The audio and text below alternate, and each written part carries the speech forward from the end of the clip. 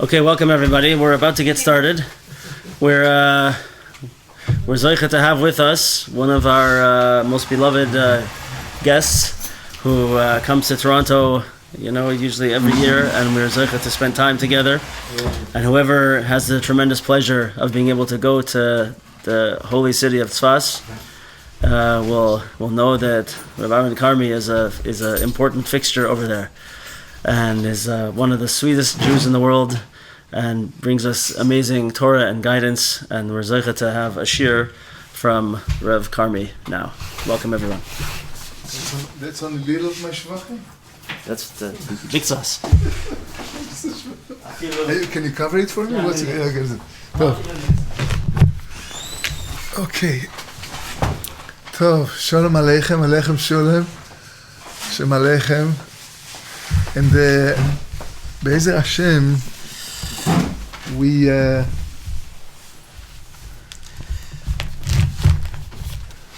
going to start with להגיד תודה להשם, to say thank you Hashem for the opportunity to be here again in Toronto and in the Kal Yiraim Shul with Rabbi Gisselson and the family, and also the extended family of the Chaverim. And just on a brief note, very important to remind us again how precious it is and how important it is for a person to have a rabbi, to have an authority that he respects, and that your spouse respects, that your partner in life or the children respect, so that in every kind of a disagreement or any advice is needed, you talk to the rabbi can answer, and he is accepted upon all parts of the family, which is very special. And there is a little joke about the shtetl. There was a city. The rabbi come to the city. He was there for 15 years. After 15 years, the rabbi decided he's going to leave. He wants to leave the city. So a group of the people of the city came to the rabbi and said, "Rabbi, why are you leaving?" The rabbi said, "I'm leaving because this is the first question I was asked for the last 15 years. Why am I leaving? It's the first time somebody come with a question. This is why are you leaving? So this is why I'm leaving." So as a joke, it shows that really we should as much try to be involved with the rabbinical authority that will help us to control and to lead our life in a good manner. So I'm going to just continue by the regular class with Rabbi Gisselson. He learns teaching number 23 from the Likutei Moharan. Talks about the desire for money and how people can get their faces shine if they're not attached to money so much, and people can get their faces dark if they are involved with the desire for chasing after the money. So I'm just going to try to maybe talk also a little bit about what's this topic of the class. The interesting, the Rav Nachman spoke about in Torah number 23. Rav Nachman starts to discuss the matters of the Sabbath Be'atuna, the Zkanim, the elders of Atuna, of the Greek Shalom, of the Greek empire, when their approach was heresy. They wanted to tear the emunah, to take the emunah away from the world. They never wanted to people believe in God, and everything they did was to just smash the emunah.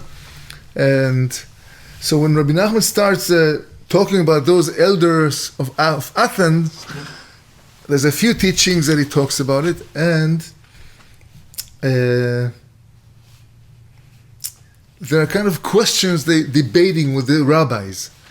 So Rabbi Nahum starts with a phrase from the Akdomus, from Shavuos. He says, "Meromam hu elahin bekadmaita batraita." Remember, there's a nigun for the Akdamos. By Shavuos, we're going to say the Akdamos Rabbeinu spoke highly about this nigun of Akdamos, and about how it's said, how it's recited with special nigun. And I'll try to repeat the nigun the traditional nigun that we sing in Tzfat. Perhaps it'll give us a connection to Shavuos, which is just like 16 days from today. So the nigun goes as follows.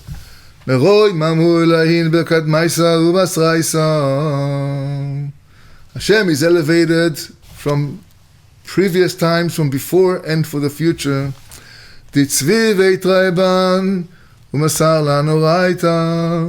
That he desired us, and he gave us, trusted us, and he gave us the Holy Torah. And this nigun repeats it for like maybe 50 or 60 or even more rhymes. So, the Zachina l'Saima Sifra Detzniusa, when Reb Nachman finished the first subject of the Likutei Moharan, starts another subject. And this is the nigun how it goes. So, the teaching starts with what the elders of Athens said to Rabbi Yeshua ben Hanania. They asked him, tell us a false word. Give us something, tell us a lie. That's how they started. Give us a lie. So he said to them, I have a mule. We have a mule, and this mule gave birth to a baby mule. And the baby mule was, when it was born, he came out with a little note on a chain on its neck, and it says that my neighbor owes me 100,000 coins. So that's what Rabbi Shimon Chananya answered to the elders of Athens. So they told him, what, can a mule give birth? What are you talking about, a mule giving birth? So he said to them, that's what exactly I told you. You asked me to talk to you about something false. So I told you false. That's how, this is what the answer he gave them. Beautiful.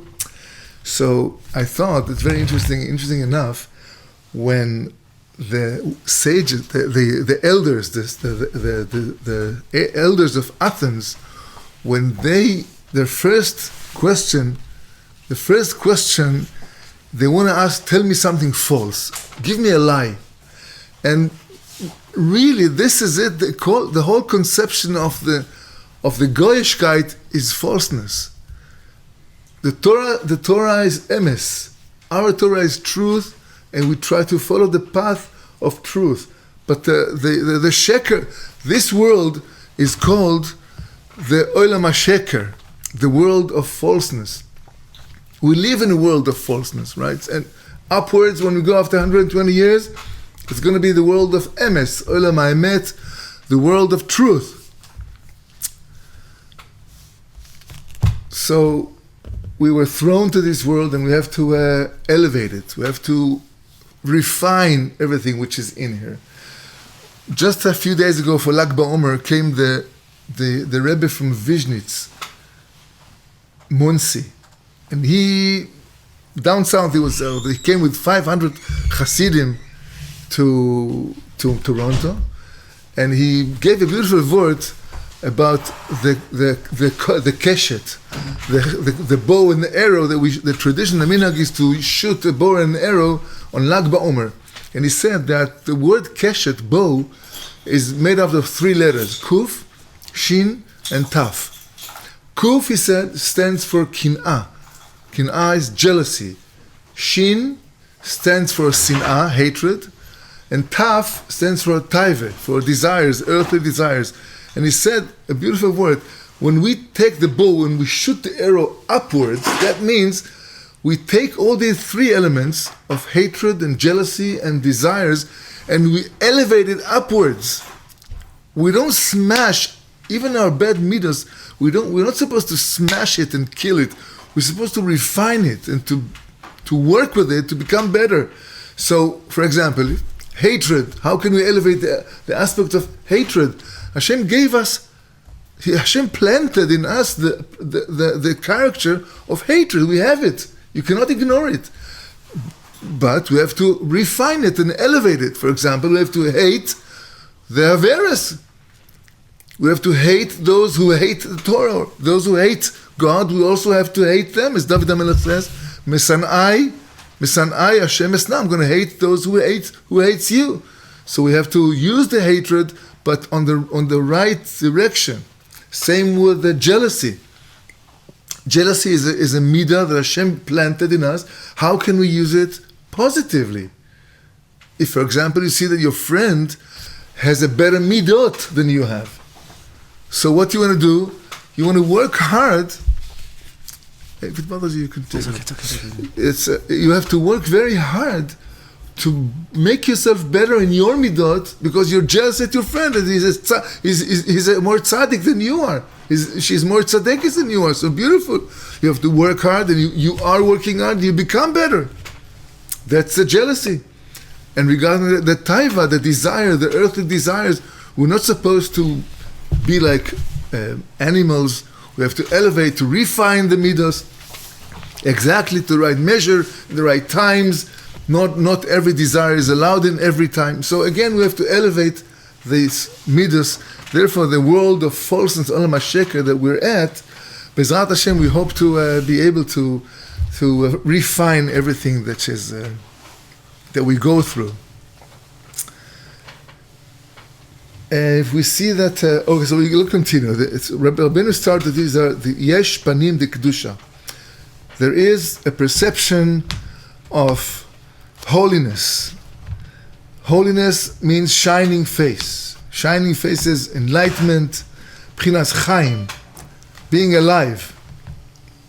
כמו שכתוב, the pasuk in Mishlei say, be'or pnei melech chaim. This is the perception, the aspect of simcha, of joy. In this world, so hard to be happy, so difficult to find good points everywhere we go, every morning, every afternoon, every time, everywhere we go. It's like taking us away from the simcha. Try to take the simcha away from us. Try to give us a test. We're tested every minute with joy.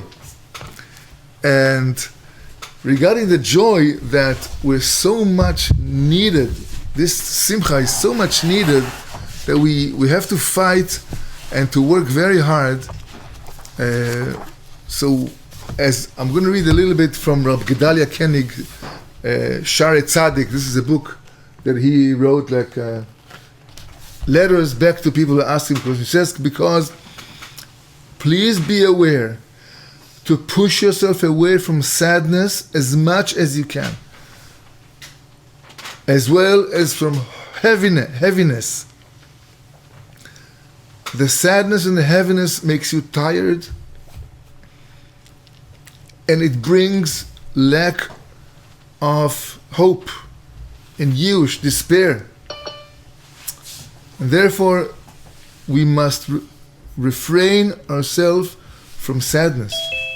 It is known that the way to deal with, to be engaged with simcha, with joy, is through good points that we have.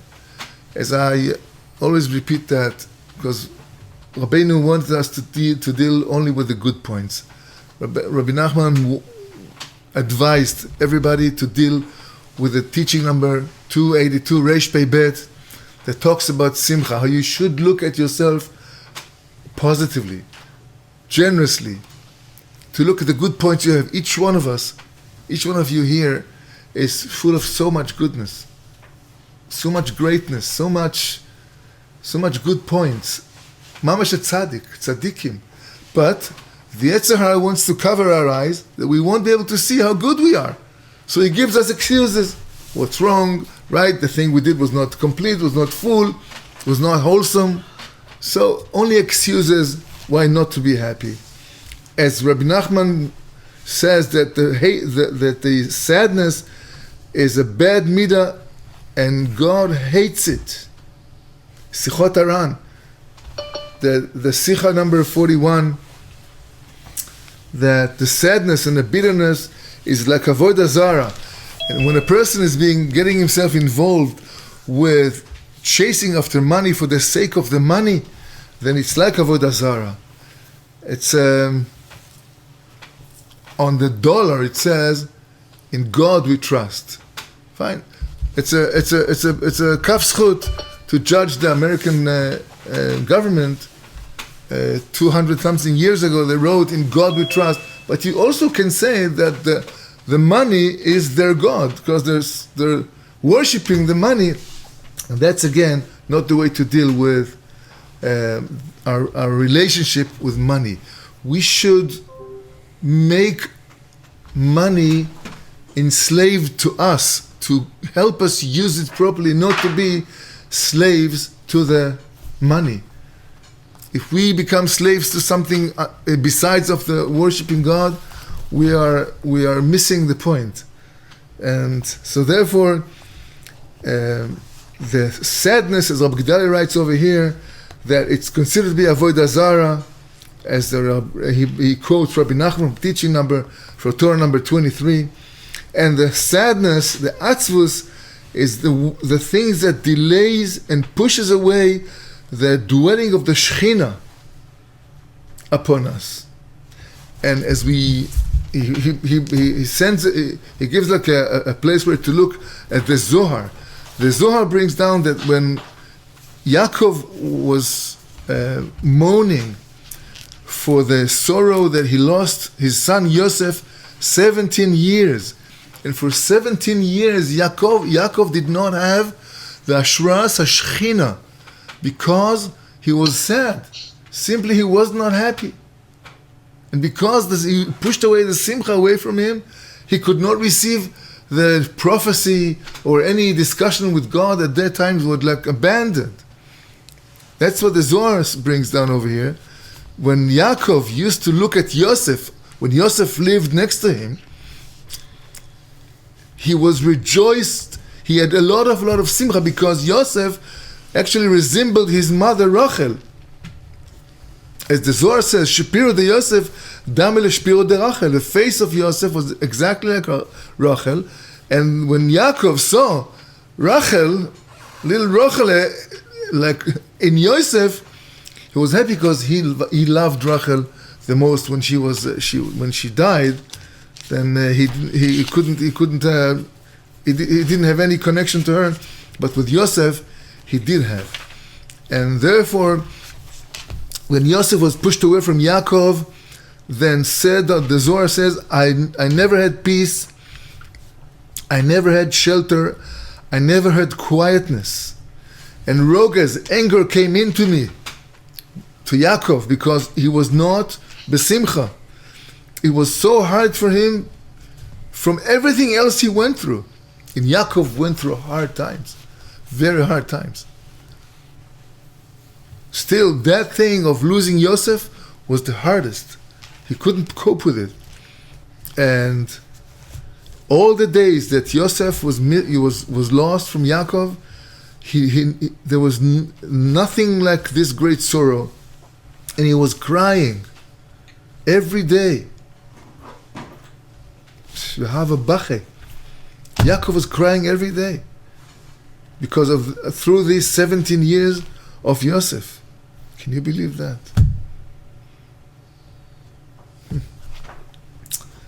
And so this is and then when they told him that Yosef is alive, when the tribes came and told him Yosef is alive, it says, "Vatechi ruach Yaakov avihem." Yaakov came alive again. His spirit came vivid and alive and awakened, and the divine spirit of God could dwell on him again. After that, lost such long time that he missed Yaakov.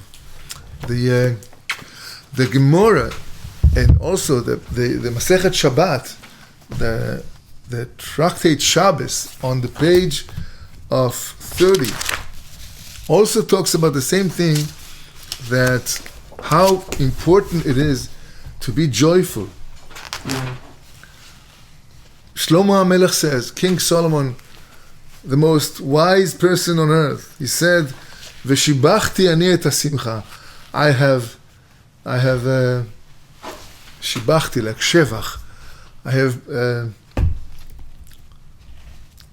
highly held from Simha. Simha was the best thing that I can recommend.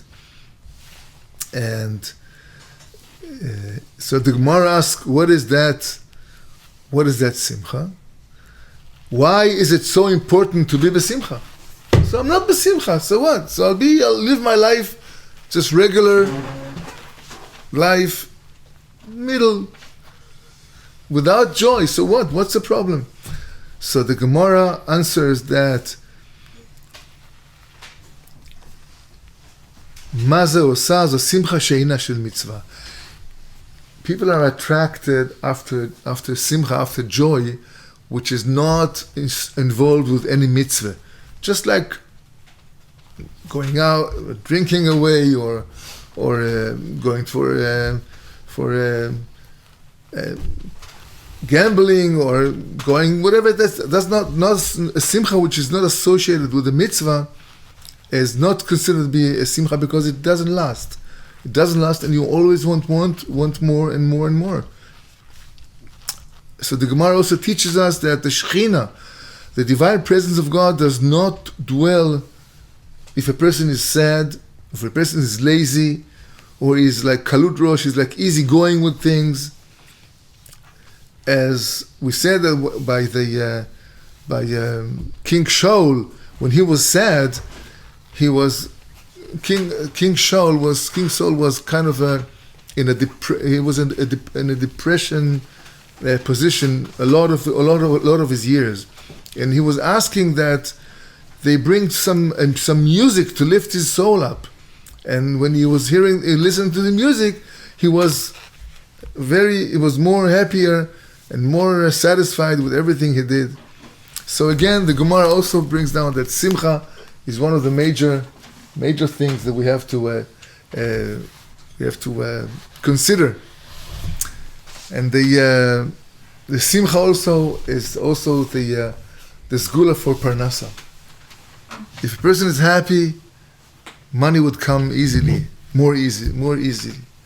There's the rabbi once told the people that being happy is a great segula for parnasa. So one of the people of the shul came and said, "Rabbi, it is so difficult to be happy, to be joyful. I want to have parnasa, but it's very hard to be joyful." So the rabbi tells him, "No, what can I do? Ma lo osim shel parnasa. We do everything for parnasa. So be happy, you'll have good parnasa." Besides that, when you make business, people like to make business with happy people. They don't like to feel like to deal with someone who's not as happy. So for sure, this is the good advice is to try to push away the sadness as much as we can, and be engaged with the simcha. We found that many people, I think the biggest, the reason that people change or talk false or lie, many cases because of money. People think that if they wouldn't cheat in business, they couldn't get good parnasa. People think that if they're not going to cheat the Mas Achnasa, the IRS, they're not going to have enough parnasa, so they have to cheat.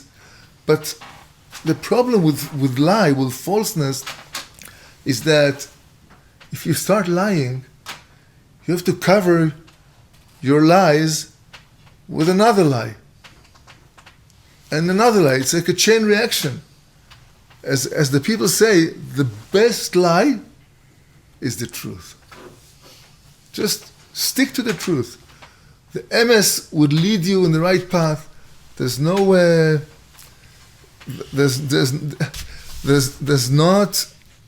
there isn't any need to cheat in business if you think you need to earn more.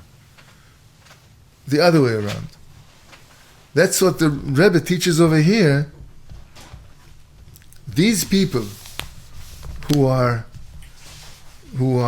chasing after the parnasa with so much hard working, and they are associated with the bitterness, with the sitra acha. It's the worst thing that can happen. On the other hand, people who are doing their masa u'matan be'emunah, they don't cheat, they do everything honestly. They are dvekim ve'or apanim dikdusha. They have the opportunity to attach themselves to the highest level of kedusha, and for sure their parnasa will be coming along with that.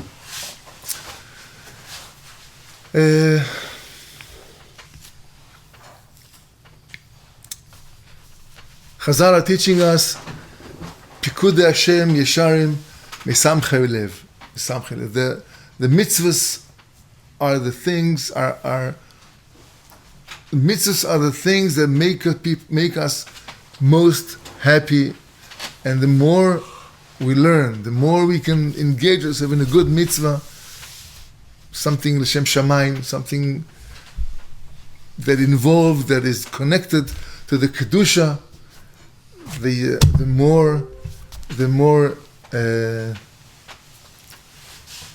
more happy we're going to be, for sure, because this is the essence of Simha, especially for us. We Jews are connected with the Torah. The problem is that we live in a world, as Chazal is teaching us, and even David HaMelech in the Tehillim said, "Vayichyu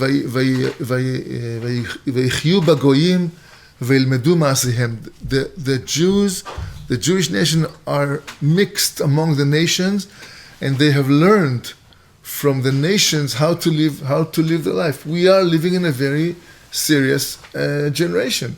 We are mixed with the nations. מבחינה חיצונית, externally, doesn't show any difference between a Jew and a non-Jew. But the essence of a non-Jew is nothing to do with mitzvahs, nothing to do with Torah, nothing to do with worshiping God according to the structure, the foundations the Torah gives us. But us, we live in a different dimension. We live on a different scale, different clouds. Completely, there's no connection between us and the ways that the nations, even with parnasa. If you work 8 hours and you get paid a certain amount, that's how by the end of the month that's what you're going to have. But with us, it's not like that. With us, Hashem's hashgacha and His support is regardless of how much hours we're going to put into the business. It's a hashgacha. Hashem's providence is what gives us the parnasa.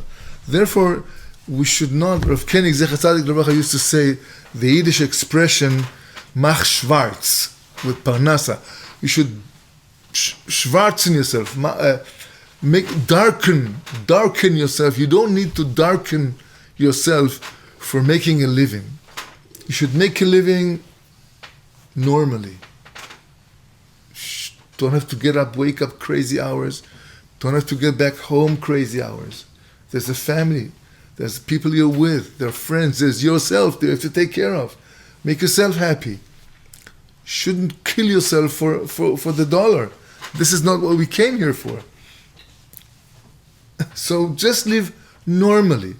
As Reb Nosson brings down in the letters, Michtavim, he writes down that every hishtadlus, which is above and beyond normality, is not needed. Ein tzorech b'hishtadlus meruba. There's no need for that. Hashem will give you exactly what you need, and even more. if you let go of the thought that only if I work hard, make myself crazy for work, I'm gonna get parnasa. So lo nachon. Check it and see. When you get older, you see that the parnasa is not one-on-one on how much you work.